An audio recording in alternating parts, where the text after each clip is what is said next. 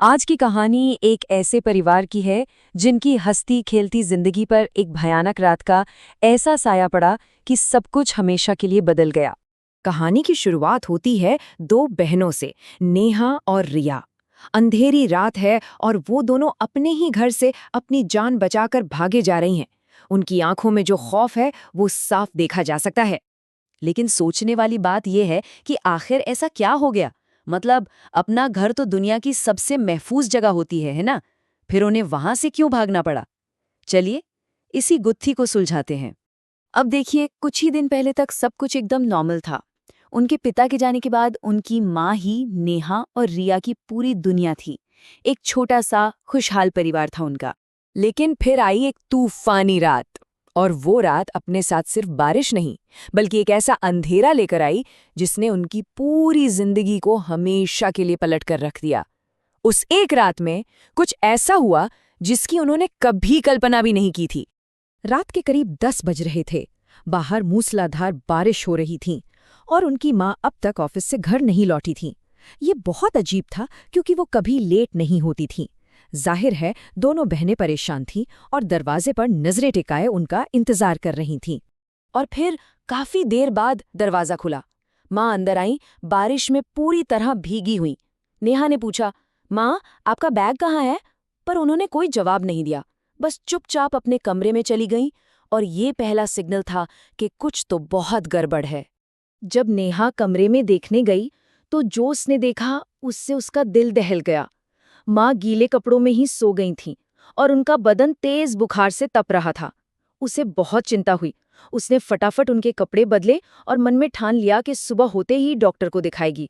लेकिन अगली सुबह हालात सुधरने के बजाय और भी ज्यादा बिगड़ गए।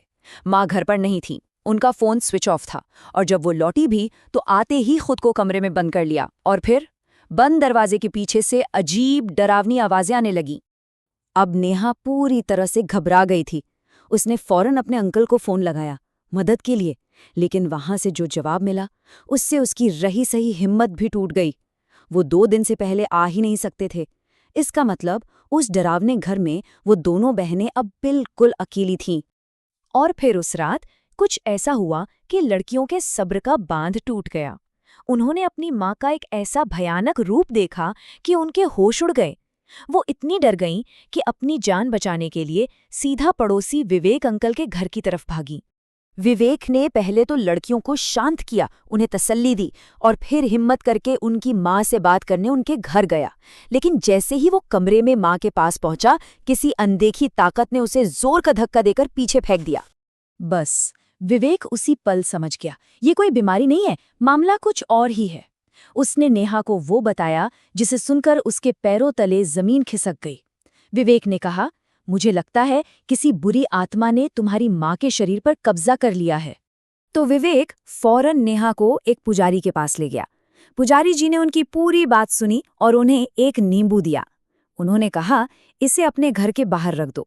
अगर शाम तक इसका रंग लाल हो गया तो समझ जाना घर में किसी बुरी आत्मा का वास है। और जैसे जैसे शाम ढली, उनका सबसे बड़ा डर सच में बदल गया। वो नींबू एकदम खून की तरह लाल हो चुका था। अब शक की कोई गुंजाइश नहीं थी।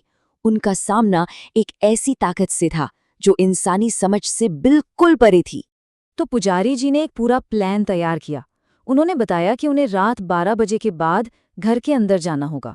हर दरवाजे पर ठीक 11 मोमबत्तियां जलानी होंगी। फिर एक खास पाउडर से एक सुरक्षा घेरा बनाना होगा। और सबसे जरूरी, सुबह 5 बजे से पहले पहले पूजा खत्म करनी ही होगी।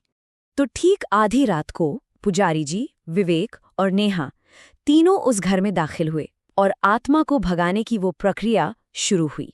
ये एक तरह से उस बुरी शक्ति से आमने सामने की लड़ाई थी। पूजा शुरू होते ही कमरे के अंदर से माँ की आवाज आई, दर्द से कराहती हुई, नेहा बेटा मुझे बचा लो, ये मुझे बहुत दर्द दे रही है, मुझे मार डालेगी। ये आवाज एक जाल थी। वो आत्मा नेहा को उसकी माँ की ममता का वास्ता देकर अपनी तरफ बुला रही थी। अब कोई भी बेटी अपनी माँ को ऐसे तड़पता कैसे देख सकती है? नेहा खुद को रोक नहीं पाई और उस रेखा की तरफ बढ़ने लगी। तभी पुजारी जी जोर से चिल्लाए, नेहा रुको, उसके पास मत जाना। कुछ भी हो जाए इस रेखा से बाहर पैर मत रखना। इसके बाद मंत्रों की शक्ति और उस शैतानी ताकत के बीच एक जबरदस्त संघर्ष चला और आखिर में जीत अच्छाई की हुई। पुजारी जी उस आत्मा को माँ के शरीर से बाहर निकालने में कामयाब रहे और जैसे ही वो बोझ हटा, माँ का शरीर बेसुध होकर जमीन पर गिर गया। जब माँ को होश आया तब जाके उस रात का पूरा सच सामने आया। उन्होंने बताया कि हुआ ये था कि ऑफिस से लौटते वक्त तेज बारिश शुरू हो गई। उससे बचने के लिए वो पास के एक पुराने सुनसान घर में रुक गईं। तभी उन्हें अंदर से किसी औरत के रोने की आवाज आई। कोई दर्द में कराह रहा था। अब माँ का दिल तो माँ का दिल है। उन्हें लगा कि कोई औरत तकलीफ में है और उसे मदद चाहिए।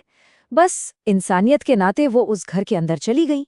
उन्हें क्या पता था कि उनकी ये नेकी उनकी जिंदगी की सबसे बड़ी गलती साबित होने वाली है। तो अगले दिन पुजारी जी फिर से आए। उन्होंने पूरे घर में गंगाजल छिड़ककर उसे पवित्र किया, उसे शुद्ध किया, ताकि वो परिवार आगे हमेशा महफूज रहे और वो बुरी आत्मा कभी लौट कर ना आ सके। लेकिन ये पूरी कहानी आखिर में एक बहुत बड़ा सवाल छोड़ जाती है कि क्या मुसीबत में पड़े किसी अनजान की मदद करने की सोचना माँ की गलती थी? इस बारे में सोचिएगा जरूर।